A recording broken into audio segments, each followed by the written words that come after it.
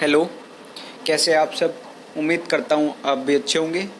तो मैं आज आपके लिए प्रीवियस ईयर क्वेश्चंस लेके आया हूँ हिंदी पेडागोजी के, जो आपके सी टेट, एस टेट या कोई भी अदर जो टीचिंग एग्ज़ाम है उन सभी के लिए काफ़ी इंपॉर्टेंट है। तो वीडियो को शुरू से स्टार्ट करें और एंड तक ज़रूर देखें, और लास्ट में जाने से पहले वीडियो को लाइक करें, कमेंट करें एंड ज़्यादा से ज़्यादा लोगों के पास शेयर करें जिसको इसकी ज़रूरत है। और दोस्तों, इससे पहले आपको चैनल को सब्सक्राइब करना है और बेल आइकन को प्रेस करना है, जिससे आपको हमारी हर वीडियो की नोटिफिकेशन मिलती रहेंगी। तो वीडियो को शुरू करते हैं। तो आज का पहला क्वेश्चन है, भाषा अर्जन में महत्वपूर्ण है भाषा का व्याकरण, पाठ्यपुस्तक, भाषा का शिक्षक, भाषा के विभिन्न रूपों का प्रयोग। तो इसका सही आंसर होगा भाषा के विभिन्न रूपों का प्रयोग। तो इससे आप देखेंगे कि भाषा का व्याकरण इस वर्जन में इसका कोई मैटर नहीं है, ये इतना नहीं करता, ना ही पाठ्यपुस्तक, ये भी एक नेगेटिव पॉइंट होता है। भाषा का शिक्षक, भाषा की ये नॉर्मल बात है। इस हम तीनों चारों पॉइंटों में देखें तो सबसे ज़्यादा जो भी प्रभावशाली होगा वो होगा भाषा के विभिन्न रूपों का प्रयोग। जैसे हम कोई भी भाषा सीखते हैं तो हम उसको कई तरह से प्रयोग कर सकते हैं, जैसे उसको पढ़ने में, लिखने में, क्या नाम है, किसी से बातें करने में, या और कहीं भी हम भाषा का प्रयोग कर सकते हैं। तो इसका सही आंसर होगा भाषा के विभिन्न रूपों का प्रयोग। आगे बढ़ते हैं।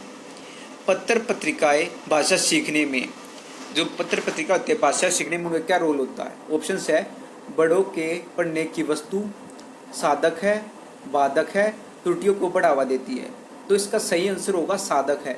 यह भी एक जरिया मान लीजिए जिससे हम भाषा सीख सकते हैं। जैसे कि हम न्यूज़पेपर पढ़ेंगे, जैसे हम इंग्लिश न्यूज़पेपर पढ़ रहे हैं तो उससे हमारी इंग्लिश स्ट्रॉन्ग होगी। ऐसे ही हम जैसे भी हम कोई बात सीख रहे हैं तो उस लैंग्वेज का हम एक बार पढ़ना स्टार्ट कर देंगे। कोई भी पत्र पत्रिका, जो भी न्यूज़पेपर, आर्टिकल वगैरह कुछ भी पढ़ेंगे तो उससे हमारा एक जरिया होगा हमें भाषा सीखने का वो। तो ये इसमें कोई बड़ों की वस्तु नहीं है, पत्र पत्रिका हम कोई भी पढ़ सकता है, ये बाधक नहीं है, ये एक बहुत अच्छा एक जरिया है कोई भी भाषा सीखने का। त्रुटि को बढ़ावा देती है, ये बिल्कुल ही नेगेटिव पॉइंट है, इसका कोई मैटर नहीं करता इसमें कि त्रुटियों को ये किसी भी तरह से कोई भी त्रुटि को बढ़ावा नहीं देती। तो इसका सही आंसर होगा साधक है। और अगला क्वेश्चन है, भाषा स्वयं में क्या है। ऑप्शन है, एक विषय मात्र है, संप्रेषण का एक माध्यम है, साधन है, एक नियमबद्ध व्यवस्था है, एक जटिल चुनौती है। तो दोस्तों ये नियमबद्ध नहीं, बद्ध है, नियमबद्ध। तो इसका एक विषय मात्र है, नहीं, ये एक विषय मात्र नहीं है। संप्रेषण का एक माध्यम है, हाँ, ये एक संप्रेषण का एक मात्र माध्यम नहीं है, ये गलत है। इसका एक नियमबद्ध व्यवस्था है, ये बिल्कुल सही है। भाषा एक नियमबद्ध व्यवस्था है। यह एक जटिल चुनौती, ये बिल्कुल गलत है, एक जटिल चुनौती बिल्कुल भी नहीं है, ये एक नियमबद्ध व्यवस्था है। तो आगे बढ़ते हैं। भाषा का प्रयोग क्या करते हैं, इसके देखते हैं। इसमें केवल परीक्षा में होता है, केवल पाठ्यपुस्तक में होता है, केवल मुद्रित सामग्री में होता है, जीवन के विभिन्न संदर्भों में होता है। तो इसको हम देखेंगे तो जैसे जहाँ भी आपको एक केवल वर्ड दिखे ना, केवल, ये हमेशा नेगेटिव को डिनोट करता है, जैसे ऋणात्मक वर्ड को डिनोट करता है, ये नेगेटिव पॉइंट होगा। केवल परीक्षा में होता है, नहीं, परीक्षा थोड़ी तुम कहीं भी यूज़ कर सकते, तो ये नेगेटिव हो गया। केवल पाठ्यपुस्तक में होता है, ये भी गलत हो गया। भाषा पाठ्यपुस्तक में थोड़ी होता है, आपको पता है कि बोलने में, लिखने में पता नहीं कहाँ यूज़ करते हो। केवल मुद्रित सामग्री में होता है, ये बिल्कुल गलत हो गया। जिसका सही आंसर होगा जीवन के विभिन्न संदर्भों में होता है। तो जहाँ भी आपको एक ये पॉइंट है, केवल ये एक ऋणात्मक वर्ड है, बल्कि नेगेटिव वर्ड है। अगर आपको क्वेश्चन में कहीं भी ये वर्ड दिखे तो आप उसको बेझिझक टिक कर सकते हैं या इसको छोड़ सकते हैं। जैसे कि आपको कोई पॉजिटिव पॉइंट है, ये अकेला नेगेटिव है तो आप इसको टिक कर सकते हैं। जैसे कोई नेगेटिव क्वेश्चन है तो उसमें आप इसको टिक करेंगे, अगर कोई पॉजिटिव क्वेश्चन है तो इसको हम वहीं पे क्या नाम कट कर देंगे, ये कोई ऑप्शन नहीं हो सकता। तो इसका सही आंसर है जीवन के विभिन्न संदर्भों में होता है। आगे बढ़ते हैं। बच्चों की भाषा संबंधी क्रमिक प्रगति का लेखा जोखा रखना डैश से संभव है। ऑप्शन है, उत्तर पुस्तिकाओं, लिखित परीक्षा, मौखिक परीक्षा, पोर्टफोलियो। तो इसका सही आंसर होगा पोर्टफोलियो। तो आप देखता है कि जो भी बच्चों की जो भी भाषा संबंधी या जो कोई भी क्लास होता है उसका एक लेखा जोखा रखा जाता है, जिसको हम पोर्टफोलियो कहते हैं। तो मौखिक परीक्षा ये भी गलत हो गया, लिखित परीक्षा ये भी गलत हो गया, उत्तर पुस्तिका ये भी गलत हो गया। तो इसका सही आंसर है पोर्टफोलियो। आगे बढ़ते हैं। भाषा की पाठ्यपुस्तक ऑप्शन है, अध्यापक परक होनी चाहिए, साधन है, साध्य दिया है, भाषा सीखने का एकमात्र साधन है। तो इसका सही आंसर है पाठ्यपुस्तक एक साधन है। भाषा की पाठ्यपुस्तक साधन है भाषा सीखने का, यह अभ्यासपरक नहीं होती है, ये साधन है एक। बच्चों की भाषा के आकलन का सर्वाधिक प्रभावी तरीका है। ऑप्शंस है प्रश्न पूछना तथा पढ़ी गई सामग्री व प्रतिक्रिया व्यक्त करना, लिखित परीक्षा, श्रुतिलेखा, प्रश्नों के उत्तर देना। तो इसका सही आंसर है प्रश्न पूछना तथा पढ़ी गई सामग्री पर प्रतिक्रिया व्यक्त करना। तो इसका आंसर ये इसलिए होगा क्योंकि बच्चों का जब भी हम आकलन करते हैं उसमें सर्वाधिक तरीका क्या हो सकता है, यही तो हो सकता है ना कि अगर हम बच्चे से कोई सामग्री पढ़ी गई सामग्री को उससे प्रश्न पूछेंगे, उसके बारे में जो अपने प्रतिक्रिया देगा उसी से वो हम बच्चे की भाषा का आकलन लगा पाएंगे। लिखित परीक्षा से थोड़ी लगा पाएंगे, श्रुतिलेखा से थोड़ी लगा, प्रश्नों के उत्तर देने से थोड़ी लगा पाएंगे। बोले प्रश्न पूछना पढ़ी गई सामग्री व्यक्त करे, जो भी उसको अपने थॉट्स होंगे जो बताएगा उसी से तो हम पता लगाएंगे। तो इसका सही आंसर होगा प्रश्न पूछना तथा पढ़ी गई सामग्री पर प्रतिक्रिया व्यक्त करना। अगला क्वेश्चन है बहुभाषिक तथा बहुसांस्कृतिक कक्षा में। ऑप्शंस है बच्चों को केवल मानक भाषा के प्रयोग के लिए ही पुरस्कृत करना चाहिए, बच्चों की भाषा का ही सदैव प्रयोग करना चाहिए, बच्चों की मातृभाषा का प्रयोग वर्जित करना चाहिए, बच्चों की मातृभाषा को समुचित सम्मान देते हुए मानक भाषा को भी परिचय देना चाहिए। तो इसका सही आंसर होगा बच्चों की भाषा को समुचित सम्मान स्थान देते हुए मानक भाषा से भी परिचय कराना चाहिए। तो इसके बाकी पॉइंट्स उस पर गौर कर लेते हैं। जैसे कि इसमें दिया गया पहला पॉइंट है जो इसमें कि बच्चों को केवल मानक भाषा के प्रयोग पुरस्कृत करना चाहिए, क्योंकि इसमें केवल आगे नेगेटिव वर्ड होता है तो ये वैसे ही कैंसिल हो गया।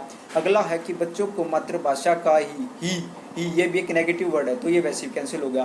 तीसरा है कि बच्चों को मातृभाषा का प्रयोग वर्जित करना चाहिए, एक वर्जित आ गया तो हमें कभी मातृभाषा को वर्जित नहीं करना, उसको साथ लेके चलना। तो इसका सही आंसर होगा बच्चों की मातृभाषा को सम्मान स्थान देते हुए मानक भाषा से ही परिचय कराना चाहिए।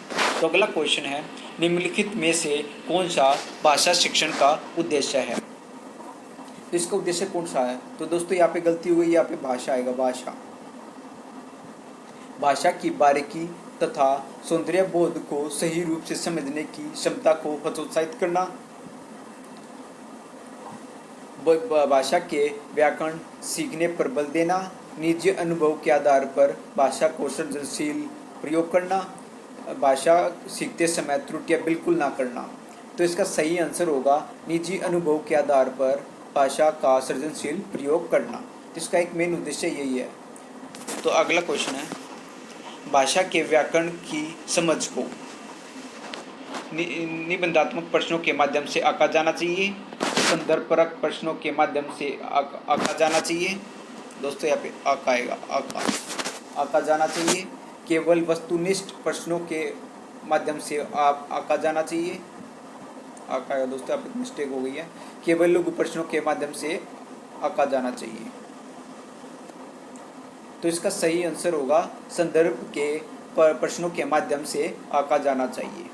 तो इसका देखिए आप कि इसमें केवल आ गई वैसे नेगेटिव हो गया, इसमें केवल आ गई ये भी नेगेटिव हो गया। या हम कभी भी निबंधात्मक प्रश्नों के माध्यम से हम भाषण में व्याकरण को समझते नहीं हैं। तो इसका सही आंसर होगा संदर्भ परक प्रश्नों के माध्यम से आंका जाना चाहिए। अगला क्वेश्चन है प्रश्न पूछना, प्रतिक्रिया व्यक्त करना, परिचर्चा में भाग लेना, वर्णन करना, भाषा सीखने सिखाने तथा आकलन का तरीका है, केवल शिक्षण पद्धति है, केवल साहित्यिक गतिविधियां हैं, भाषा आकलन के तरीके मात्र है। तो आप देख सकते हैं इसमें केवल आ गया, ये तो वैसे कैंसिल हो जाएगा, इसमें भी केवल आ गया, ये भी कैंसिल हो गया, और ये एक तरीका मात्र है तो ये भी वैसे तरीका मात्र थोड़ी है भाषा आकलन। तो इसका सही आंसर होगा भाषा सीखने सिखाने तथा आकलन के तरीके हैं। तो अगला क्वेश्चन है एक भाषा शिक्षक के लिए सर्वाधिक महत्वपूर्ण है। ऑप्शंस है भाषा की त्रुटियों के प्रति कठोर रवैया अपनाना, भाषा की पाठ्यपुस्तक, भाषा का आकलन, बच्चों को भाषा प्रयोग के अवसर उपलब्ध कराना। तो इसमें पहला ऑप्शन है, इसमें देखो त्रुटि आ गया, तो कठोर रवैया ये नेगेटिव होगा, बिल्कुल ये बिल्कुल नहीं होगा। भाषा की पाठ्यपुस्तक ये तो नहीं हो सकता, सर्वाधिक महत्वपूर्ण ये तो वैसे नहीं होगा। भाषा का आकलन नहीं, ये भी नहीं हो सकता। तो इसमें सबसे जो मोस्ट अप्रोप्रिएट होगा जो आंसर वो होगा बच्चों को भाषा प्रयोग के अवसर उपलब्ध कराना। आप एक बात और ध्यान रखना, जो अभी भी आपको अवसर दिखे ना, आप उस पर जो भी सर्वाधिक अवसर एक बच्चों को हमें अवसर देने कोई भी चीज़ यूज़ करने की, तो इसमें जहाँ भी आपको अवसर दिखे एक पॉजिटिव तरह लेना, इसको पॉजिटिव वर्ड है तो इसका सही आंसर होगा बच्चों को भाषा के प्रयोग के लिए उपलब्ध कराना। अगला क्वेश्चन है भाषा सीखने सिखाने का उद्देश्य। भाषा सीखने सिखाने का उद्देश्य क्या है अभी देखते हैं। ऑप्शंस विभिन्न स्थितियों में भाषा का प्रभावी प्रयोग करना, अपनी बात कहना सीखना, दूसरों की बात समझना सीखना, अपनी बातों की पुष्टि के लिए तर्क देना। तो इसमें आप देख सकते हैं कि सबसे जो भाषा सीखने का उद्देश्य क्या है, विभिन्न स्थितियों में भाषा का प्रभावी प्रयोग करना। तो इसका सही आंसर होगा विभिन्न स्थितियों में भाषा का प्रभावी प्रयोग करना। तो भाई इसके उद्देश्य यही है कि हम जो भी हम जैसे कि हम भाषा सीख रखी है तो हम इसको ये ना कि हम अपने हिसाब से जो भी स्थिति है उसके हम उसका यूज इस्तेमाल कर सकें। तो इसका सही जो मोस्ट अप्रोप्रिएट आंसर होगा विभिन्न स्थितियों में भाषा का प्रभावी प्रयोग करना। आगे बढ़ते हैं। बच्चे अपने परिवेश से स्वयं भाषा अर्जित करते हैं और इसका एक निहितार्थ यह है कि बच्चों को बिल्कुल भाषा में पढ़ाया जाए, बच्चों को समृद्ध भाषा परिवेश उपलब्ध कराया जाए, बच्चों को केवल लक्ष्य भाषा का ही परिवेश उपलब्ध कराया जाए, बच्चों को अत्यंत सरल भाषा का ही परिवेश उपलब्ध कराया जाए। तो इसका सही आंसर होगा बच्चों को समृद्ध भाषिक परिवेश उपलब्ध कराना जाना चाहिए। हाँ जी दोस्तों, जो भी हम बच्चों को परिवेश देते हैं जो अर्जित करने का, तो हम समृद्ध भाषा परिवेश देंगे। जैसे कि हम बच्चों को डिबेट करवाएंगे, सबसे इंपॉर्टेंट जो मोस्ट अप्रोप्रिएट एग्जांपल में मैं ये मानता हूँ कि हम भी जैसे कि हम बच्चों को करना तो हम उसके साथ डिबेट करवा सकते हैं, उनके साथ किसी बात को डिस्कस कर सकते हैं। जैसे कि हमें बच्चों को हिंदी सिखानी तो हिंदी में उनके साथ हम बातचीत करेंगे तो उसका एक समृद्ध परिवेश मिलेगा उसको अपनी लैंग्वेज यूज़ करने का, जिससे वो उसे अर्जित कर सकता है। तो अगला क्वेश्चन है, भाषा की कक्षा में शिक्षक बच्चों से क्या अपेक्षा करता है? तो ऑप्शंस है, बच्चे सवालों के बदले बधाई जवाब न देना, बदले जवाब दोस्तों आपको बदले जवाब न देना, बच्चे सवालों के बदले बधाई जवाब देना, संस्कृति निष्ठा जवाब देना, बच्चे अपनी माता बिल्कुल प्रयोग न करें। ये तो बिल्कुल गलत है, ये भी गलत हो गया, बदले बधाई जवाब ये भी हो गया। तो ये होगा बच्चे सवालों के बंधे, दोस्तों यहाँ पे गलती होगी थोड़ी, बंधे बधाई जवाब ना दे। हाँ जी दोस्तों, जब भी हम भाषा करते हैं, जैसे बच्चे कोई क्वेश्चन पूछा तो ऐसा नहीं कि वो रट्टे वाली बात हो जाएगी, जो जैसा कि मैंने क्वेश्चन बोला है वैसे ही आप बोलोगे। तो इससे क्या है कि बच्चों को कोई बंदे बनाए जवाब दे, इससे बच्चा अपेक्षा भाषा शिक्षण कोई ज़्यादा ठोस प्रभाव नहीं पड़ेगा। इसलिए बच्चों को हमेशा अपनी भाषा में जवाब देना चाहिए, अपने विचार व्यक्त करने चाहिए। तो अगला क्वेश्चन है, तो दोस्तों ये थे मेरे साइड से आपके लिए 15 क्वेश्चन जो हिंदी पेडागोजी के, तो जो हम आपके लिए प्रीवियस ईयर क्वेश्चन थे ये जो मैं आपके लिए लेके आया हूँ। उम्मीद करता हूँ आपको वीडियो अच्छी लगी होगी। अगर आपको वीडियो पसंद आए तो वीडियो को लाइक करें, कमेंट करें एंड शेयर करें ज़्यादा से ज़्यादा लोगों के पास, जिससे सभी लोग इस वीडियो का फ़ायदा उठा सके। और दोस्तों जाने से पहले चैनल को सब्सक्राइब करें और बेल आइकन को प्रेस करें, जिससे आपको हमारी हर वीडियो की नोटिफिकेशन मिलती रहे। उम्मीद करता हूँ आपको वीडियो अच्छी लगी होगी। वीडियो को यहीं पर एंड करते हैं। थैंक यू दोस्तों।